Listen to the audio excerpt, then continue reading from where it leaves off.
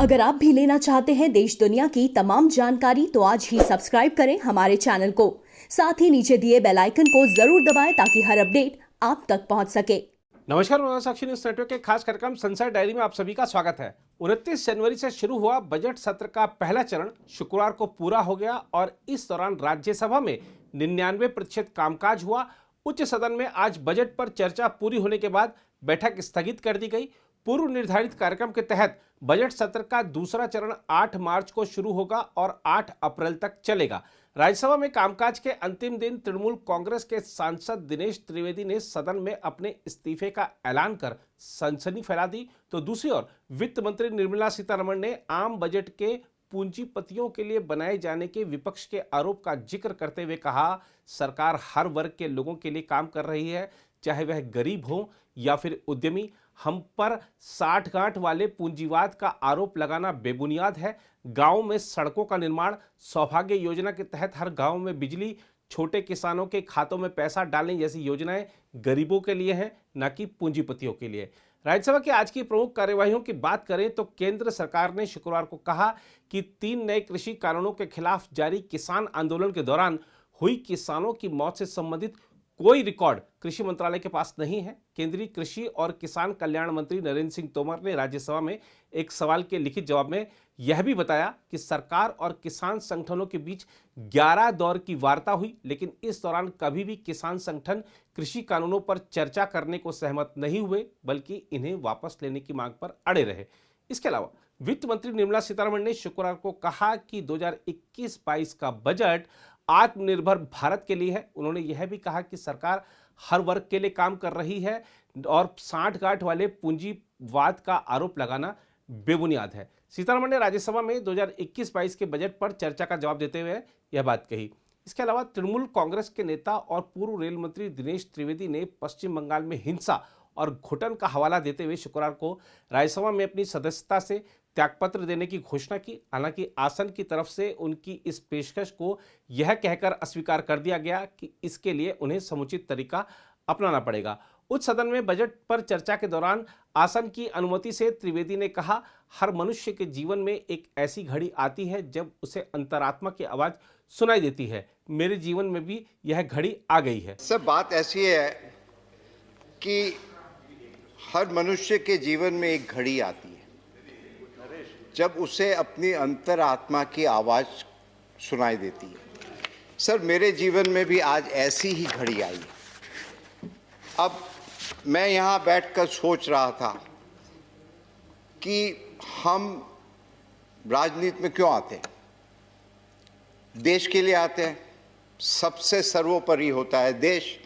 अभी 2 दिन पहले बस 2 मिनट, माननीय प्रधानमंत्री और गुलाम नबी आज़ाद दोनों, एक सत्ता पक्ष एक विपक्ष, मगर अपनी भावना देश के लिए थी। सर, आज मेरे जीवन में भी ऐसी घड़ी आई है। वो जब रेल मंत्री थे सर, उस दिन भी मेरे जीवन में ऐसी ही घड़ी आई थी जब निर्णय करना पड़ा कि देश बड़ा है, पक्ष बड़ा है कि खुद अपने आप बड़े हो। मेरे गुरुजन, मेरे हाँ 2 मिनट सर, मेरे सर, हम ज्यादा बोलते नहीं है कभी, मैं जानता हूं, पर चूंकि मेरे सर गुरुजन, मेरे माँ बाप, जब मुझे बेस्ट पार्लियामेंट का अवार्ड मिला था तभी भी मैंने ये कहा था कि मुझे उस लायक बनाया। तो आज भी जब देखते हैं कि देश की क्या परिस्थिति, पूरी दुनिया हिंदुस्तान की तरफ देखती है।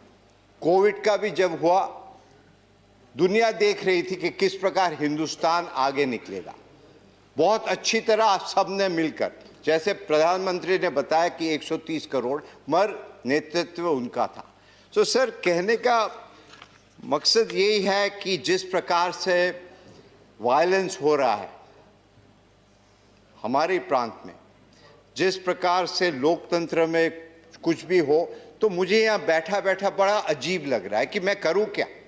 हम आते हैं उस देश से जहाँ रविन्द्रनाथ टैगोर, सुभाष चंद्र बोस, खुदीराम, और वो जो कविता होती है ना कि एमुन देश कोथाय पा खुजे पाबे गो ना गो तुमी, সে যে হচ্ছে আমার জন্মভূমি। असल में हम जन्मभूमि के लिए ही है और कुछ नहीं। और मुझसे ये देखा नहीं जा रहा कि हम करें तो क्या सीमित है। एक पार्टी में है तो पार्टी की डिसिप्लिन है और I am grateful to my party that they have set me here.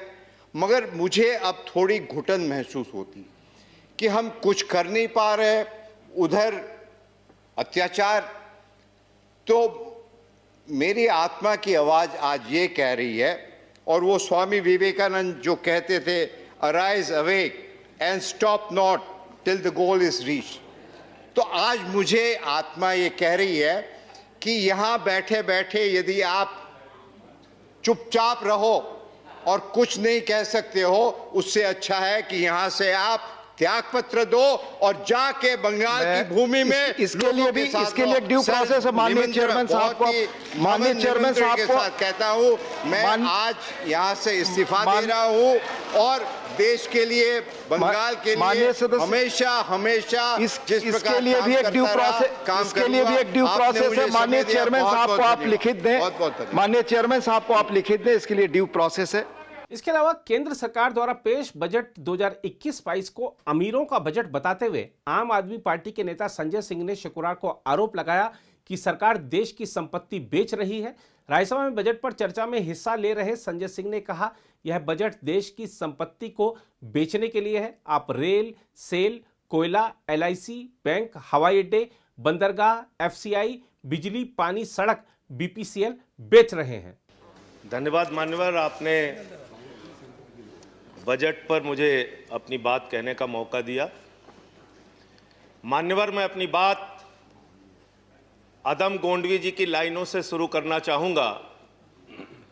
जो डलहौजी न कर सका वो ये हुक्काम कर देंगे, जो डलहौजी न कर सका वो ये हुक्काम कर देंगे, और कमीशन दे दो तो हिंदुस्तान को नीलाम कर देंगे। ये बजट हिंदुस्तान को नीलाम करने का, देश को बेचने का, देश की संपत्तियों को बेचने का बजट है मान्यवर। और ये बात मैं क्यों कह रहा हूं मान्यवर, इस देश की संपत्तियां किसी की निजी संपत्ति नहीं है। इस देश की संपत्तियां हिंदुस्तान के 130 करोड़ लोगों की संपत्तियां हैं मान्यवर।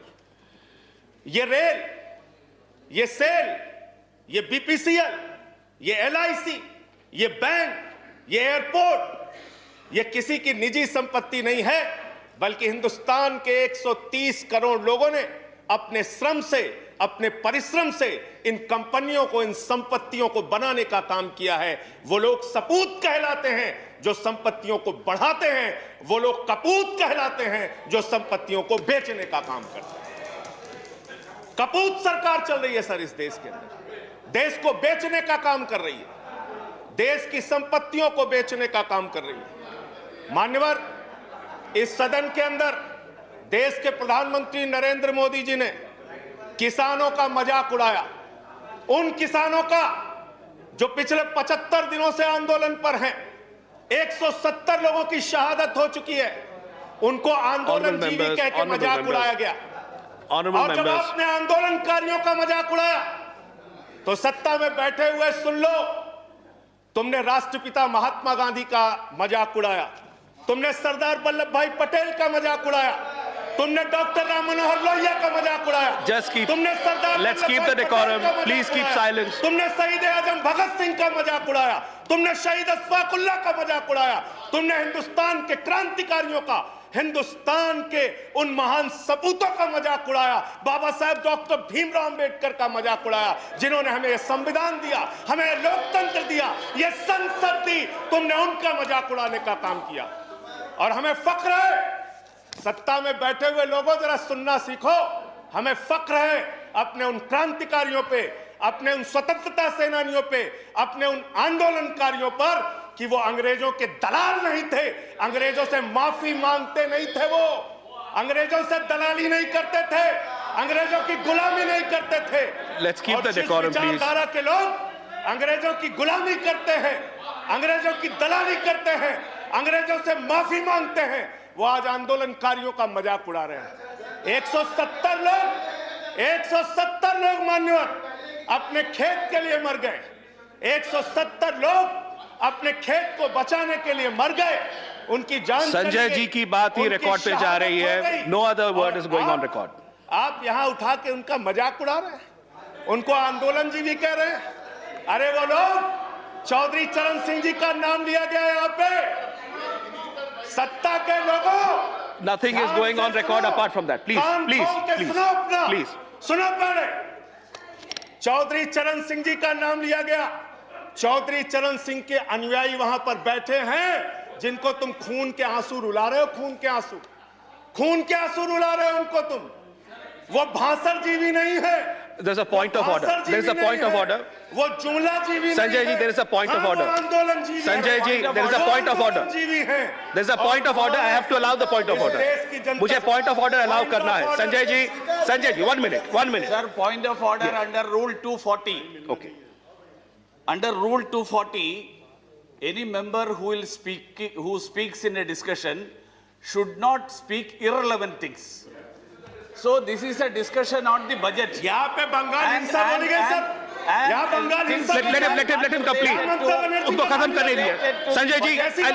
Sanjay ji, I'll allow you to speak. उनको खत्म करने दीजिए। I'll allow you to speak. I'll allow you to speak, Sanjay ji. 1 minute. दादागिरी चलेगी। हेलो, इस सदन के अंदर दादागिरी संजय चलेगी। जी, वो खत्म कर दें। Yes, please. दादागिरी चला रहे Sir, हो। under Rule 240, the rule says that an honorable member, when he speaks, he should not speak irrelevant things and things which are not related to the subject of discussion. So it is this Bengal discussion हिंसा is का नाम यहाँ on the क्यों लिया budget. गया? This is Bengal not हिंसा related क्यों to बोली some गई other यहाँ पे? discussions. So यहाँ पे कैसे the Mamata discussion Banerjee should का be नाम on लिया the गया? budget. कैसे लिया Please कर- गया? बोलिए। मैं किसानों पे बात आप करूंगा, बोले। सर। संजय और जी, किसानों पे कंटिन्यू। बात करूंगा। संजय जी, कंटिन्यू।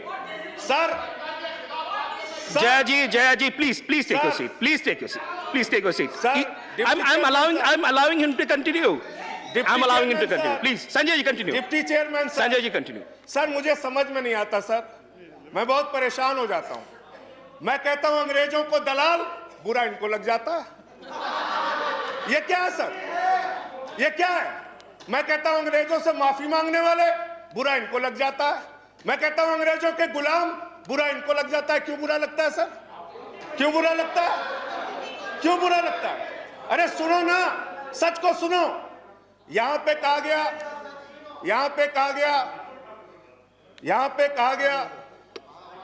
कि अरे ठीक है, इनको बगैर पानी पिए मैं ठीक करूंगा, चिंता मत करो।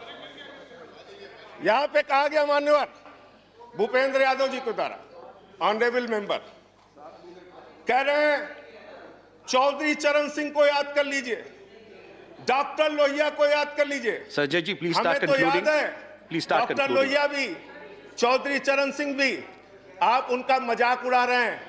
उन्होंने आंदोलन से इस देश को आजाद कराया, हमें संविधान दिया, हमें संसद दी, हमें लोकतंत्र दिया, हमें यहां बोलने की आजादी दी। यहां पे प्रधानमंत्री जी अगर आए हैं तो उन्हीं लोगों के बलिदान की बदौलत आए हैं। Sanjay ji, please उन्हीं conclude. लोगों की बलिदान Sanjay की ji, बदौलत आए हैं। please conclude. इतना Your तो time याद is कर over. लो, कंक्लूड कर रहा हूं सर, इतना तो याद कर लो।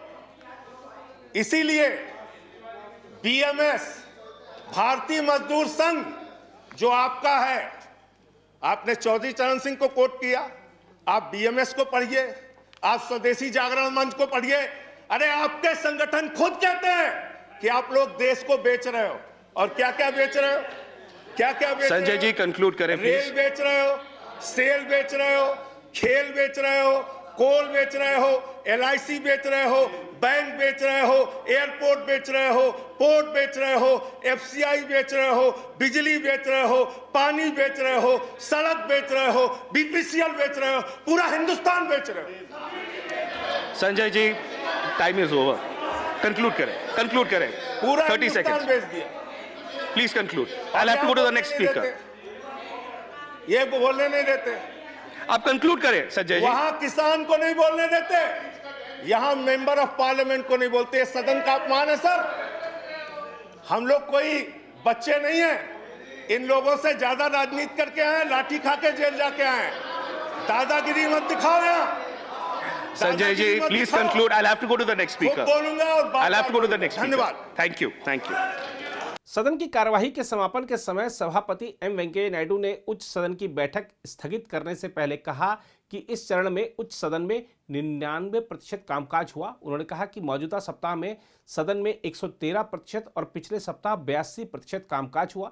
नायडू ने कहा कि इस दौरान राष्ट्रपति अभिभाषण पर धन्यवाद प्रस्ताव और बजट पर लंबी चर्चा हुई, जिसमें करीब 100 सदस्यों ने भाग लिया। उन्होंने कहा कि सत्र के इस चरण में लोक महत्व के विषयों के तहत 88 मुद्दे उठाए गए, जिनमें 56 विषय शून्यकाल के तहत और 32 विषय विशेष उल्लेख के जरिए उठाए गए। नायडू ने कहा कि 2 सप्ताह के इस चरण में सदन ने 3 महत्वपूर्ण विधेयकों को मंजूरी भी दी। इन विधेयकों में महापत्तन प्राधिकरण विधेयक 2020, जम्मू कश्मीर पुनर्गठन संशोधन विधेयक और दिल्ली कानून विशेष प्रावधान द्वितीय संशोधन विधेयक 2021 शामिल है। उन्होंने सभी सदस्यों से अपील की कि वे संसद की विभिन्न स्थायी समितियों की बैठक में भाग लें और अपने सुझाव रखें। नायडू ने इस मौके पर विपक्ष के नेता गुलाम नबी आजाद के अलावा भाजपा नेता शमशेर सिंह मनहास, पीडीपी नेता मीर मोहम्मद फयाज तथा नाजिर अहमद को शुभकामनाएं दी और कहा कि उनकी कमी महसूस की जाएगी। इन चारों सदस्यों का कार्यकाल पूरा हो रहा है। दूसरी ओर लोकसभा अध्यक्ष ओम बिरला ने शुक्रवार को सदन में सूचित किया कि 13 फरवरी को सदन की बैठक सुबह 10 बजे शुरू होगी। बजट सत्र का पहला चरण 13 फरवरी तक चलना है, वहीं दूसरा चरण 8 मार्च से 8 अप्रैल तक चलेगा। पहले चरण में राज्यसभा की कार्यवाही शुक्रवार को समाप्त हो चुकी है, अतः शनिवार को राज्यसभा की बैठक नहीं होगी और लोकसभा की बैठक सुबह 10 बजे शुरू होगी। गौरतलब है कि बजट सत्र में राज्यसभा की बैठक शुरू होने का समय सुबह 9 बजे और लोकसभा की बैठक शुरू होने का समय शाम 4 बजे रहा। कोरोना वायरस के कारण प्रत्येक सदन की बैठक में सदस्यों के सामाजिक दूरी बनाते हुए दोनों सदनों में बैठने की व्यवस्था के मद्देनजर समय में यह बदलाव किया गया। सामान्य तौर पर दोनों सदनों की बैठक सुबह 11 बजे शुरू होती है। लोकसभा में आज लोक महत्व के विभिन्न मुद्दों पर चर्चा हुई और लोकसभा अध्यक्ष ओम बिरला ने स्वास्थ्य मंत्री डॉक्टर हर्षवर्धन से कहा कि गुर्दा प्रतिरोपण के लिए अंगदान की प्रक्रिया को तेज करने के लिहाज से राज्यों को निर्देश दिए जाने चाहिए।